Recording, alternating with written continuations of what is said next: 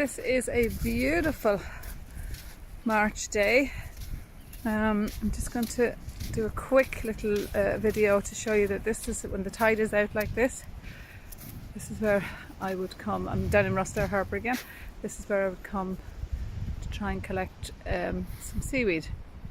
Now, I don't take much seaweed.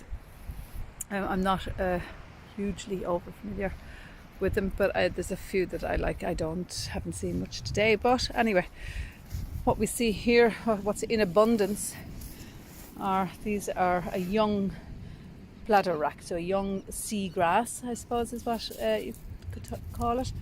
When it gets bigger, it gets more like, sorry, the dogs have to get into it, it'll turn into that colour, and you can see the darker ones. Daisy, mind, you can see them darker here, so they will go darker, stringier, longer. Of course, besides the edibles, besides actually using them to eat or to make seaweed vinegar, which is something I do quite regular, we can of course use them for the garden. So taking small bits that have washed up on the shore, I don't cut off any for garden purposes because there's no need to. So just take small bits that have washed up on the shore, bring them home and make a seaweed tea, or chop them up small and just allow them in certain areas just to break down. Really, really good for the biodiversity in the soil, really good for the plants.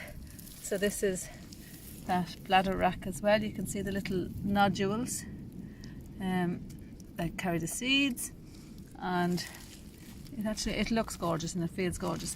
So this can be used edibly, so but not really to taste, but it certainly can be used to bring home, purge, make sure it's really clean, and then it can be dried and ground up and mixed with other seaweeds to make a seaweed spice. And that's probably what I'll do later on, to try and demonstrate the different types of seaweed. For now, I'll try and look and see if there's any sea lettuce. Using the knowledge given to us by Paula to grow at home, learning from failures and successes, sowing seeds and nurturing them, understanding why problems arise and how to prevent them. Foraging at every opportunity, looking at plants differently, asking, is it edible? How can I use it? Understanding seasonality and striking while the iron is hot. Coastal, forest, hedgerows and pastures, each have their own treasures hidden within them. Respecting and connecting with nature, taking only what you need and using what you take to create something wonderful.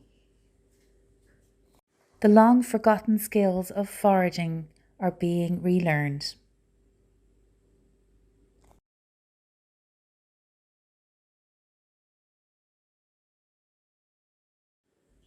Taking inspiration from chefs in the group and on field trips, seeing the preservation of different plants. How are botanicals being used to give a true taste of Ireland and to reinstate our culinary identity? Applying all of the above to create a product and use it in a practical setting, looking at how to use homegrown and foraged plants in the best and most creative way. I'm here at the Rocks in Wexford Town, and it's a wild part of Wexford Town. Here we have Alexander's. Can be used, the spicy black seeds can be used, and the leaves and stalks can be blanched and added to soups, broths and stews. Flowers can be added as a spice decoration to salads.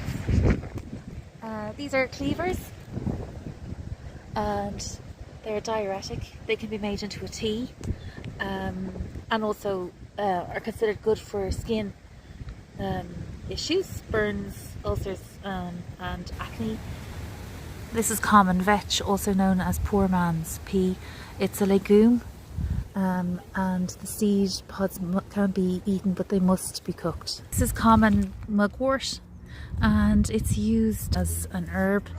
It's aromatic. It can be used as a tea to aid digestion, and as a herb, mostly used in seasoning meat. This is gorse, and flowers are used as a tea, or they can be made into a syrup. In the past, they were used to cure colds, sore throats, and as a general tonic. Great news, so I found more dock seeds, which I'm using in the culinary event. So I am going to take some of these home and toast them and make them into the flour. This is wild sage or wood sage. Just looking it up there, it's not recommended that it be eaten. This is navelwort or pennywort, and that can be eaten, the stems, the leaves and the flowers. They can be candied and used in salads as well. There's one there with the flower.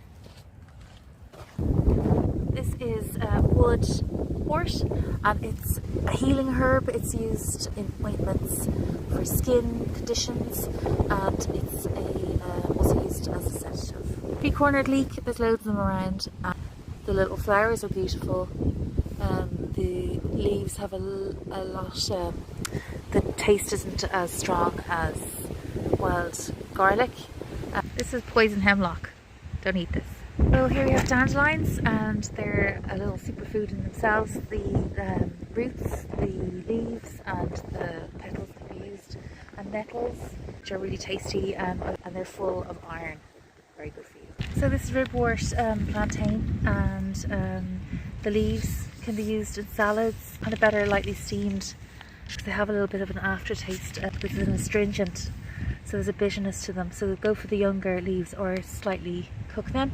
Seed heads can be used as well. They can be pickled and have a umami mushroom taste.